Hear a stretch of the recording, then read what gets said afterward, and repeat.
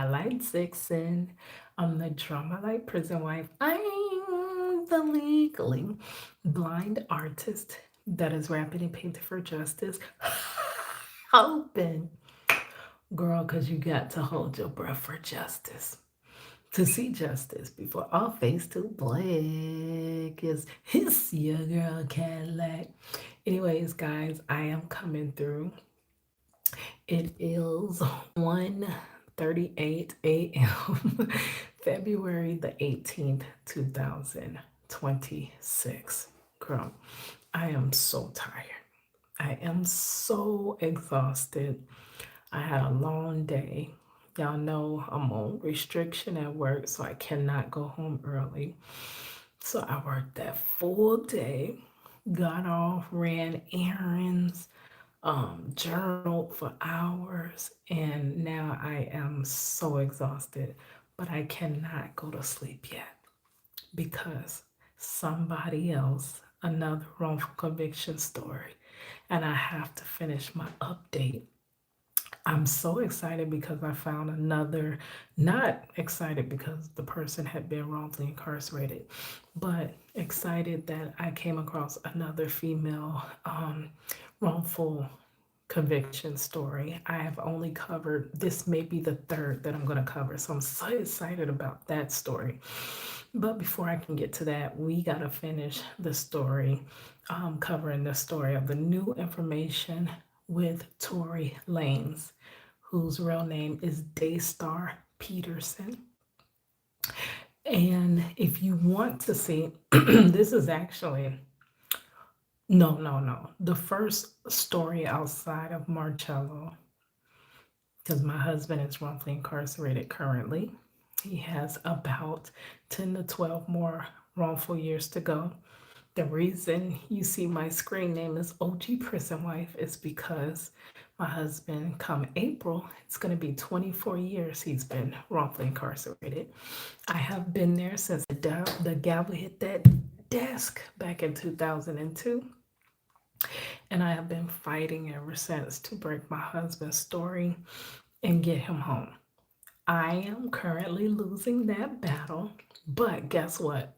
Time waits on nobody. So time is lapsing. So that is the only thing that is really bringing us closer to that release date. So getting frustrated with toiling with my own garden, I decided people just don't believe wrongful convictions happen. Like, I literally would waste a lifetime just lying for a criminal. That's what they really think, right? So I'm like, I gotta prove that they happen. Like, so I started finding more stories and more stories and more stories of people wrongfully incarcerated. Now, they told me there was no way my husband could be wrongfully incarcerated because, number one, he's BLK, and that's all those young BLK boys do. So they generalized and judged him off of the color of his skin. But two, they believe so much allegedly in this system without even questioning, overseeing, or anything. No oversight. They just believe that they're 100% getting it right. And that is what this system basically allegedly banks on. You don't question it. Just go along with it. We convicted him. He has to be guilty. So I just started covering cases, and I believe it was when I started hearing stories about Corey Miller coming back on Hip Hop Uncensored. I am a hip hop head to the core, real hip hop. Not what they call this other stuff. They might as well call that flip flop because that's not hip hop, my opinion. But really, that was the only like hip hop inspired show that I would watch. I love that um, podcast or channel or whatever you want to, classify it as. But they started covering stories about Corey Miller, right? C. Merck from basically Master P's younger brother, C. Merck. So many people was like, no, he's guilty. He has to be guilty. And I just felt like being going through that for so long, I was like, let's just hear it. It's not going to hurt you to listen to the person that is pleading their innocence. It's not going to hurt you. So, and I know how it feels because it's like if someone would just listen and actually hear what I'm saying, because what happens as you start explaining your your story, it happens to me all the time. People have fell asleep as I was explaining, but it's like they tune out. Yeah, but there's no way he could be innocent. 12 jurors, 12 jurors don't find you guilty just to be mean. No, he had to have done it. They don't just arrest the wrong person. They don't listen. And then they proceed to judge. How could you judge righteously if you did not hear the person's side? So I'm like, I feel like let's hear everybody out because I know how allegedly this system works. And upon learning, I thought it was a freak mistake that my husband was wrongfully incarcerated, right? Wrongfully convicted. And it wasn't until I found out that others, really, it first started with being in wrongful convicted, um, like basically like groups on Facebook, support groups.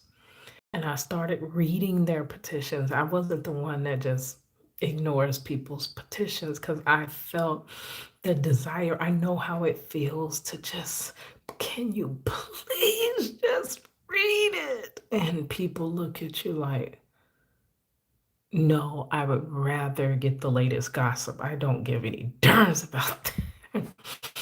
So I literally, you send me your petition, I'm gonna read it. I'm gonna actually read it. I'm not just gonna sign it. I'm gonna read it, and it sounds compelling. I'm gonna sign it. I'm going to share it. And I'm going to do as much as I can do within my power to help you, which I don't have a big reach. So it almost was nothing that I was doing, but I at least I'm going to know that I did as much as I can for you. Everything that I wanted done for me, I've done for you, right? So I was like, let's hear him out. Like, it can't hurt. And his stories started making too much sense. It started, their stories sound like everyone else that's wrongfully convicted. Honestly, everybody has almost the same story. It's just the players change. It's you, wrongful convictions. Number one is going to be allegedly prosecutorial misconduct. Every case has that. That's wrongfully conviction, wrongfully incarcerated, wrongful conviction, prosecutorial misconduct. The second is going to be eyewitness misidentification. And if we see these patterns, why don't we change them? That is what we mean when we say reform. You're making the same purposeful, allegedly, mistakes that are leading to the wrong person being in prison. Why would you not want to change the way you do this? The process, change the process. Anybody, if your process ain't working, you're going to change it. You're going to revamp it. You're going to revive it. You're going to reform it. But with this, nope. It's clearly broken, and we're going to stay right here with this. We're going to sometimes get the right people. We're going to sometimes get the wrong. And whoever we get the wrong with, just God be with you. Some people outlive their wrongful conviction, like me and my husband are praying to do. Some people are wrongfully deleted. Marcellus Williams, allegedly, was wrongfully deleted. Troy Davis, wrongfully incarcerated, allegedly wrongfully deleted.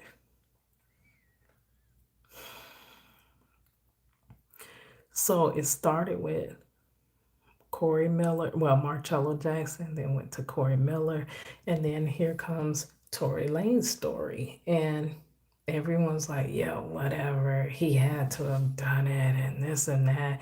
And then I started reading the comments. It was like everybody was split.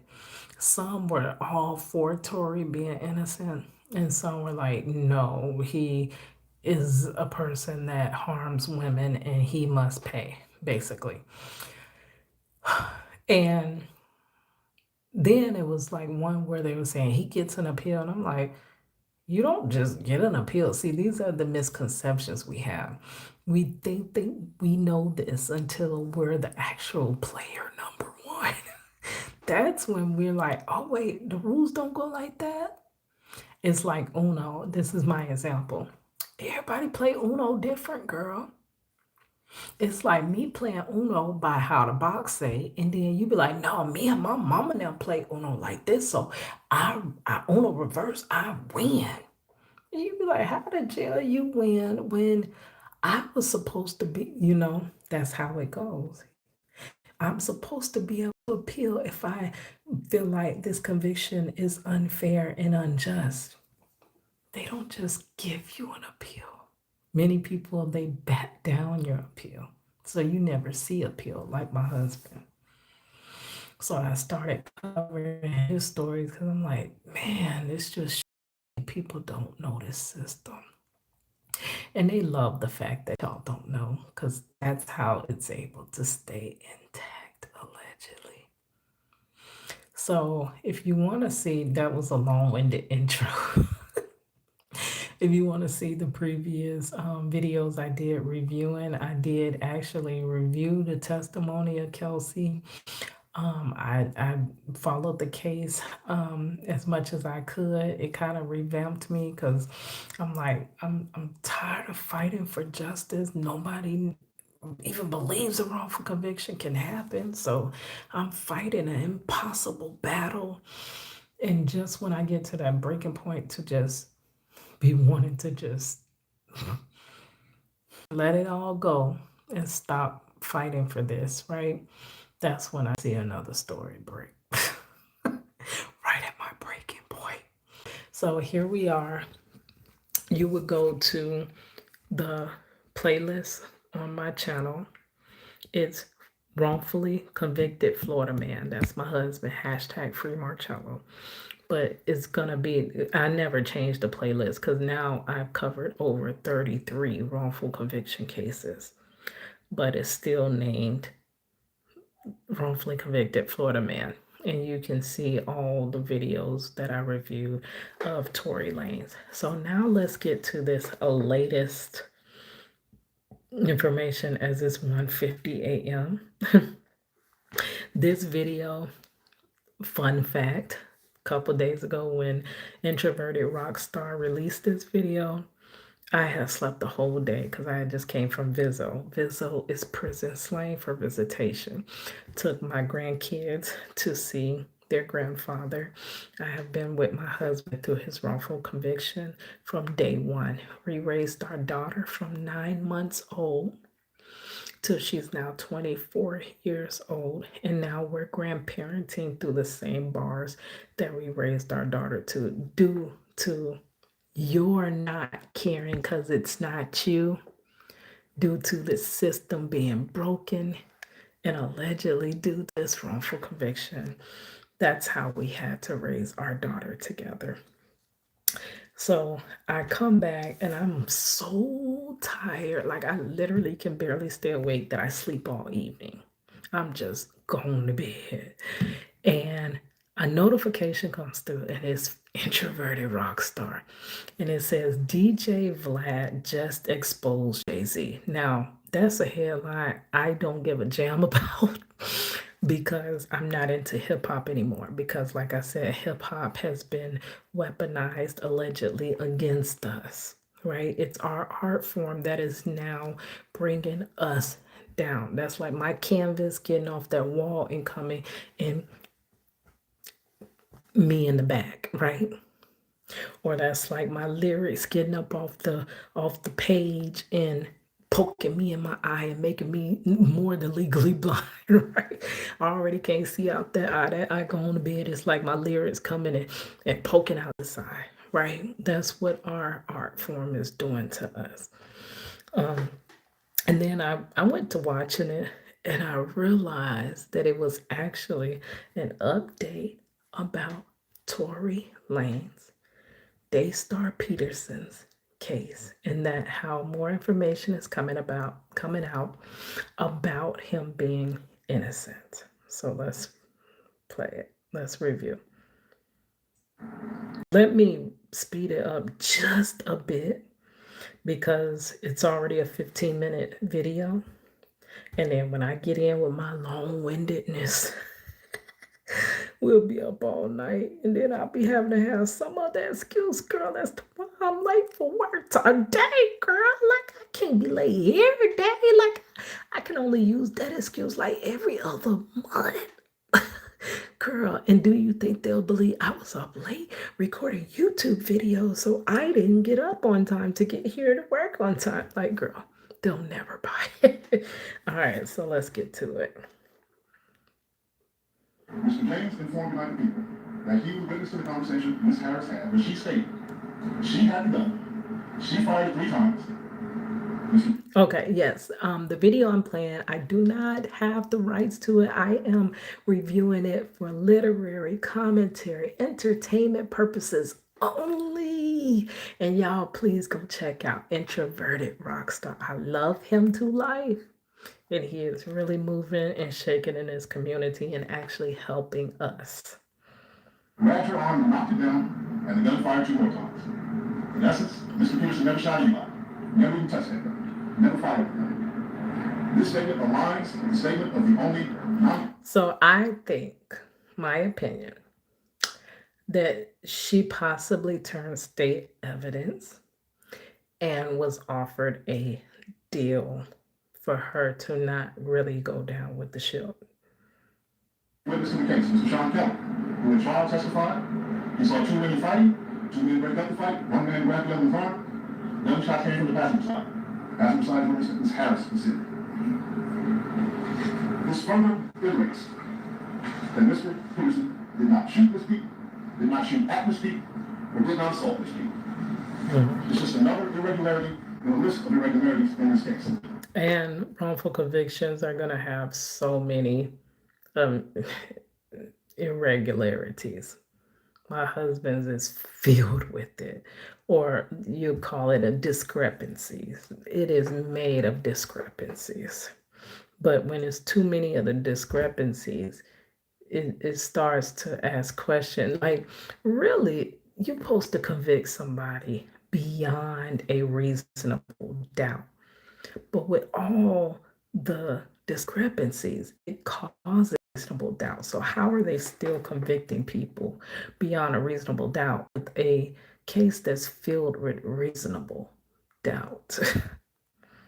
For example, Allegedly. there were 3 potential suspects in the car that night, and yet the only DNA sample was taken of Mr. Peterson. 3 people in the car.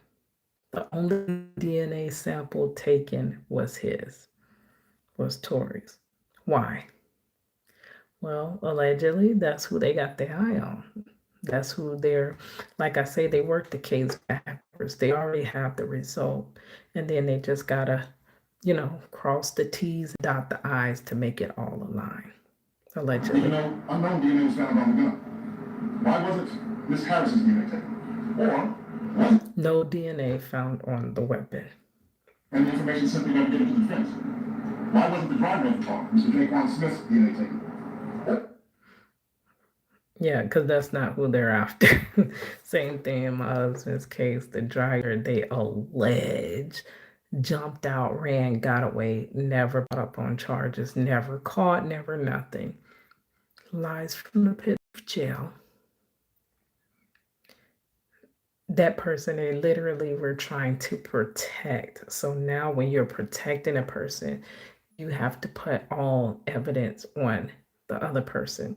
How do you do that? Allegedly, you take out anything that could possibly prove that person's innocence. Then you have to rely on testimonies, eyewitnesses, anything that can be inculpatory, that's against the person, that's proving, yeah, they probably could have done it, that's proving, leaning more towards guilt. You're going to either formulate that through testimonies, making testimonies bend in shape in the way that it needs to, allegedly, forcing people to testify, like either with something that they can allegedly gain from testifying, or something they can lose if they don't testify, right? Like they could actually be brought up on charges. So they'll give them a little, cut them a break if they, say, you did it. Was it taken? And again, simply not given to the defense. Hey, you already know when I say make that make sense, and we gonna say everything allegedly because you know how these It's all alleged. When I say everybody, a lot of And for already knew entertainment. Tory was innocent. Our misery is just for your entertainment only. Thought he was slick. He thought he could play both sides. He thought he could trust Caucasian people. And DJ Flash showed him how his people really get down. Check this out. DJ Flash said, I have a confession. Rock Nation had been paying me to support Megan. They also paid off all the jury members to convict Tory. They bribed the judge too. Jay-Z did a verse for his grandson's new album. They paid off Megan's doctor to lie about the bullet fragments. She was never. I told y'all this once before. I don't mention it too often, but baby, when this happened, that's what this OG told me. He said, you're going to have to pay the JUDGE. And I'm like, huh? You can't do that. That's not fair. Because that's when I was still naive to the system. And he was like, if you want him home, that's what you're going to do. That. He was trying to tell me how to go get a loan, how to get with a credit union, and then go pay the, pay the piper. And I'm like, no, you can't do that. He's innocent anyway. We're going to take this to trial. And now here we are 24 years later. Like, girl, it could possibly be some truth to what he's saying. That's all I'm saying. The LA police are all on Jay's payroll. The Mexican guy who stabbed Tory, who do you think paid him to do that? 3 Supreme Court judges who denied Tory's appeal, all paid off by the Rock Nation. Make that make sense every single week. Every single week. This is why, see, this is what it's really about. It's about that. All about the Benjamin Levy. It's about that. It's not about your keeping you safe like you think. That's what they tell you it's about, so that you put your stamp of approval on it, so that you support it, right? Allegedly. But it's not at all about that. That's why it's not doing it. It's not keeping you safe, allegedly, because it's not intended to. It's a moneymaker. Like, allegedly. Like, it's allegedly a business, right? Okay, so do you think the business of the super center is to keep you safe? No, it's to sell you something, right? It's to make money, it's to advertise to you. It's all of those things, but it's not to keep you safe. What about the biggest brands, like purse brands or whatever? I'm not into that type of stuff. But do you think those things are to keep you safe? Allegedly, no, they're not. They're for business. And this allegedly is no different. That's why it's not keeping you safe, because it's not intended. It's intended to be a come up, allegedly, off of others' pain. Right? So sometimes, okay, we get the right person. Sometimes we don't. Sometimes you get the right person, and sometimes you don't. That's the almond mouse girl. But it's not its purpose. It's like any business. Go back to the purpose statement. Now they gonna tell you allegedly the purpose statement is to keep you safe. But look at the facts, and you can pretty much find what the purpose statement is allegedly. But yeah, I was naive. We were naive. I wish, baby, if I had all this knowledge and I was going with Marcello, like this was all this knowledge at the beginning when he first was wrongfully arrested and going through trial, baby, I probably could have fought that better. He probably would have been coming home, or I would have navigated him better, or he may have had all this knowledge. You know what I'm saying? That's how people that know this game, that's why they call it allegedly a game. You got to know how to play the game, and you got to know what rules you're really following, allegedly. Are you following the box rules, or are you following the rules they use up in the neighborhood with their mama now when they playing Uno, girl? Uno, you're out. And you still got people saying, oh man, he didn't do nothing every single week, bro.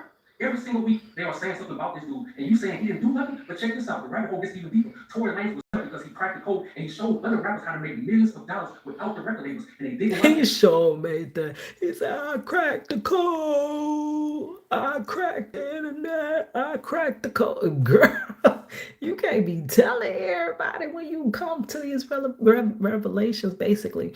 Like a lot of my chosen one videos be saying, girl, keep your mouth quiet. Don't tell everything. You can't tell everything. You can't tell everybody everything, girl, because many people are going to act like they happy for you when they're not, girl. And I know it's hard when you're in the public eye and you're trying to get, views. You are a content creator, you are an entertainer, and it's going to take an audience. But he got up there talking about he cracked the code, and allegedly, I believe that's why they came for him, really. They on in this video, but right after the incident, the Tory and Megan, the shooting and stuff, they called Rock Nation, called Tory, told him, do not talk about this incident, do not give a statement. Tory did that. Then TMZ, the next day, TMZ put the video out, and they framed Tory to make it seem like he was guilty. Go back and watch the video. They was kind of telling Megan, look, say that he shot you. They was like coaching her to tell her to say that, but TMZ. Yeah, allegedly, both sides will do that. They'll tell you what to say. Even the defense, was allegedly the one that was supposed to be fighting for my husband, was telling him to lie about certain things. And Marcel's like, I can't lie, even though they tell you that you can't lie up on the stand, allegedly, but they're coaching you on how to lie when you're asked certain questions. And he's like, I don't want to lie. Like, why would I do that? I want to just tell the truth. And he was told to lie on a very big, important part of the story, which actually was dumb. But it would have been better for him to just tell the truth on that. Like, basically, I'll just tell you just a little bit because I don't want to detour off, but he could not drive a stick shift car. He didn't know how to drive. Marcello was a baby. He barely knew how to drive, period, an automatic. But he could not drive a stick shift. The car was a stick shift. Remember, his cousin was the driver. So if any charges should have been put on anybody, which really they shouldn't have even been charging him because there was no crime committed. But if you're going to charge anybody with a crime, it's the driver. But Marcello was not the driver. So they were trying to justify why Marcello was still the head of the crime. Because remember, they took out who they're protecting, the driver. So they took him out. So now we have to figure how to make it where Marcello is the head of the crime. Well, he's clearly not driving, but we got to make up a story of why he's not driving, right? And he basically makes up that he made his cousin be the driver. So his cousin was forced against his will to drive. So Marcello is still the head of the crime. And Marcello's like, I can't even drive a stick shift. Why would I even? I'm gonna be the passenger. I can't even drive it. And the passenger, he should have been just charged as Marcello, the head of the crime. So his public pretender tells him to say, yes, I can drive a stick shift on the stand, but I just chose not to that day. And we couldn't understand, how would that even make sense? Why would he say that? He doesn't know how to drive it. Why would he get up there and say he knows how to drive one? He just chose not to. But he was coached in that lie. And when I read through the transcript is like nobody was really even buying that. And it just made it so awkward. I think it really just messed up Marcello's credibility in front of the jury. It made it look like, oh, he's a liar. So maybe that was why they were coaching him to lie. But yeah, they'll tell you what to say. And then the two alleged victims, they were coaching them in lies, but they could not get their lies aligned. So your lies got to kind of line up. So that's why they play through it and practice it and practice it. So y'all could be on the same page with the lie, because each person are in the courtroom at different times. So you're not going to hear the lie that your buddy told, right? So you have to kind of coordinate it before going into court. But they'll tell you what to say allegedly. Like, they good at it. This is what they do. Why do you think they first with every breaking news? Because they already know what's gonna happen. They create the news. They've been, right, that's why they first with everything. This is the same team you see in the picture with Epstein. Do not take oregano oil until you know about the 72-hour rule. This is the same Jay-Z that's on the Epstein list. Y'all put it together. But look, this is the reason why I know that DJ Vlad isn't lying, because right after the case in 2022, after the trial, brother, Megan and Tory Lanez's father said this. What a tape. I just stood here in this Los Angeles County and witnessed the worst miscarriage of justice that this world has ever seen.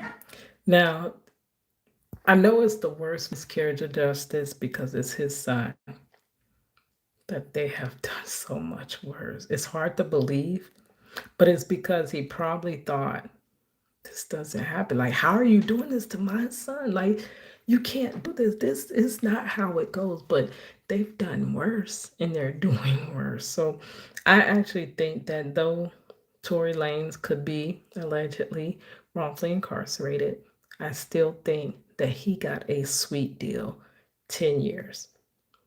Now, you already heard how much time my husband did and got 10 to 12 more wrongful years. So Tory Lanez is still going to be out free, allegedly, before my husband. So he's still truly blessed. But my husband is still truly blessed with his 40-year wrongful incarceration. Because just 2 years ago, 2024, Marcellus Williams had newly discovered evidence and they proceeded to deleting him. You're not supposed to do that. You're supposed to hear his newly discovered evidence. And then you gotta play through due justice. You can't just jump the ship. And everybody was down for that. Like, yeah, he shouldn't have never did what he did. Yeah, I don't care about a criminal. And those same standards are going to be the standards when it's you and your loved one. And you're going to know they're innocent, allegedly. But those are going to be the standards because those are the standards of justice you upheld.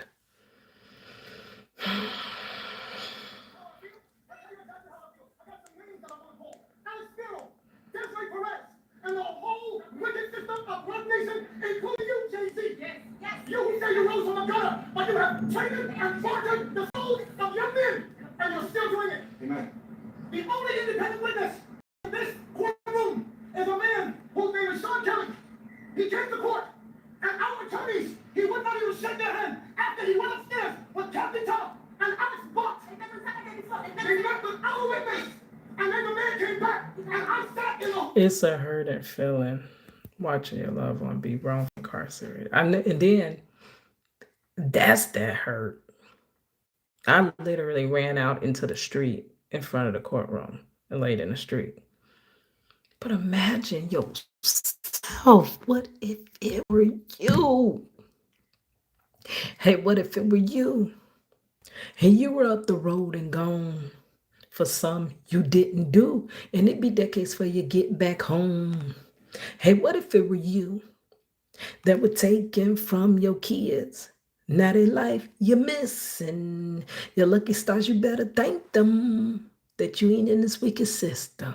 Because Lord knows that it could have been, yeah, it could have been you. It's your girl Cadillac.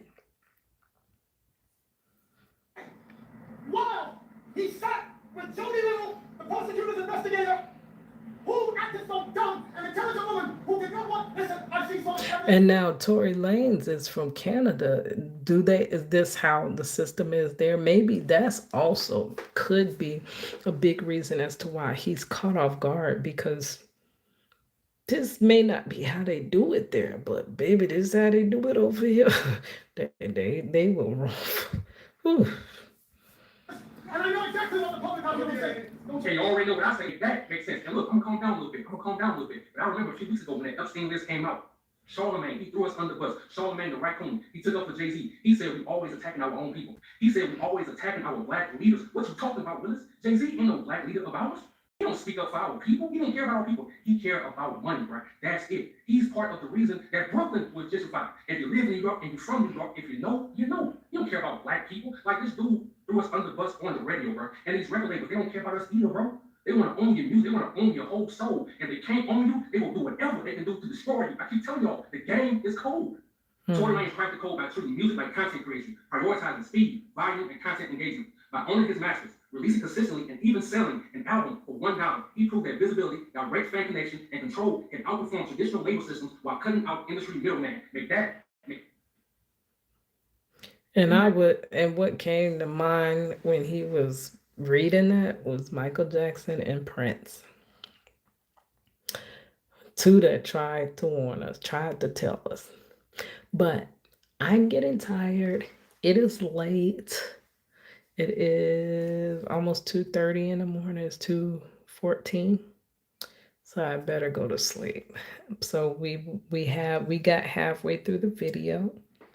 So hopefully we can finish it up so that we can get to the next wrongful conviction. Keep it moving, because I guess we got to cover as much. I got 10 to 12 more years, girl. So I got to fill it telling as many stories as I can. All right, guys. If you feeling generous and would like to check out my husband's wrongful conviction petition, you can do so. I'll go find it. I'll stay up like 5 to 10 more minutes to go find the petition link and link it in the description box of this video. All right, guys, I will talk to you later. I do need to go revamp and update it, though, because it's been some years since I wrote it. And if I don't get signatures soon, girl, they going to make me start over again. This is his second petition. Girl. All right, guys, it's your girl, Cadillac.